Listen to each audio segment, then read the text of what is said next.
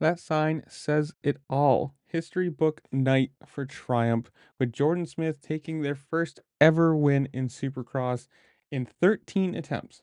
That's all it took. 13 races for Triumph to come in and win a race. And well, also moved him second into the points. I think he's like 2 or 3 points off of Beaumer right now. So for him, this year is going great. First podium for him, first win, and in a triple crown format to be pretty consistent, going 2, 3, and then first in the final round. You got to say, them as a brand and him have to be incredibly happy with this signing. With a quote from him saying, "quote This is unbelievable, man. Huge thanks to the whole team, everyone, as we made great decisions all day. Everything was just perfect. It was a flawless day. It feels incredible to get the first win for Triumph, and we are only just getting started. The only way is up from here." Now, obviously, the West is now going to be taking a break for a few weeks. We're going to be moving east where we've got Austin Faulkner, who is supposed to be racing out west with Jordan Smith, but that got swapped over for Styles Robertson, who got injured. Now he's racing east, and well, he's going to be the only Triumph racer over there with Jalik Swoll being injured also. And you got to say, you were probably looking for Austin Faulkner to be the first race winner for Triumph, but I mean, you got to give it to him. Jordan Smith has had an absolutely incredible year. The team in general to be in their second year of Supercross, like I said, 13 rounds. That's absolutely nothing. You consider how many like Beta's been in for a while. I guess it's 450s, but whatever. To come in and be so successful so fast, be in the title hunt this year, second year in, be 2 points away from a 250 points lead, and it's you gotta say, they are looking them and him as a team are looking super competitive. I mean, he's been on the podium, he's been up running front, pushing for first, pushing for the lead every round, except for that one little crash he had, but even that wasn't horrible. And in a triple crown format, to have three good starts, be fast in all three races, not have any big problems, not any crashes, fixing what normally is his issue of being a yard sale guy, you know what I mean?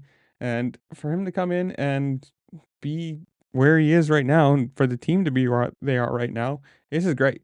Jeremy Coker, the general manager of Triumph Racing America, said, "quote What an amazing night. To be part of this history is something special. To get the first win in the way that we did and as fast as we did is amazing.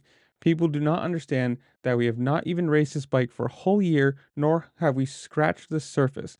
There will be many more of these in the future. I want to thank Triumph for putting their trust in me and assembling such an fantastic team." I gotta say for him too, moving over this year, taking over everything.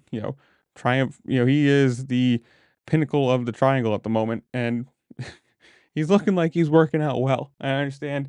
I think they signed the other people before him, but whatever. He's still going to get the credit for being the guy running it at the moment. Uh, this is great. Uh, Nick Blur, Bloor, whatever, CEO of Triumph Motorcycles said, "quote What a great moment for Triumph.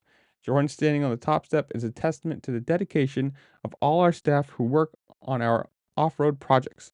The team has worked incredibly hard to get this point, and this victory is a result of all of their efforts. Congratulations to the whole Triumph team." Now, like I said, we're gonna move east. We're gonna have Austin Faulkner racing against everybody. We always know he is incredibly fast. He's going to be a title contender over there if he doesn't also yard sale himself. But the West looks promising for them. I mean, obviously, there's a lot of people injured, so there is a lot of gaps in space in this championship. But if Jordan Smith can continue the way he's going, just be consistent, be on the podium, hope that Juju or Deegan have their little issues, maybe cause one for each other, he might have a chance at this title. I mean, obviously, being second in points, 2 points down, he does have a chance. That's an obvious thing at this moment. But if he can be smart, not crash himself, not have any big issues, he might be able to take a lot of first podium, first win, and first championship for Triumph potentially this year, and that would be huge for him, for the brand, just in general. But I don't know. It'd be cool to see. Will it happen? Who knows? Obviously, we still have a few more rounds to go before that's figured out and finished. But that's where I'm gonna leave you guys. Comment down below. Tell me what you think. Do you think he wins the title? Do you think Bobert or Deegan take it? What do you think of the Triumph bike in general? What do you think of Austin Faulkner in the East? Whatever it is, comment down below. Tell me what you think. While you're down there, make sure to like, share, subscribe, do all the fun things this platform lets you do, because it really just helped me out and I appreciate it. And with that, I'll see you later. Peace.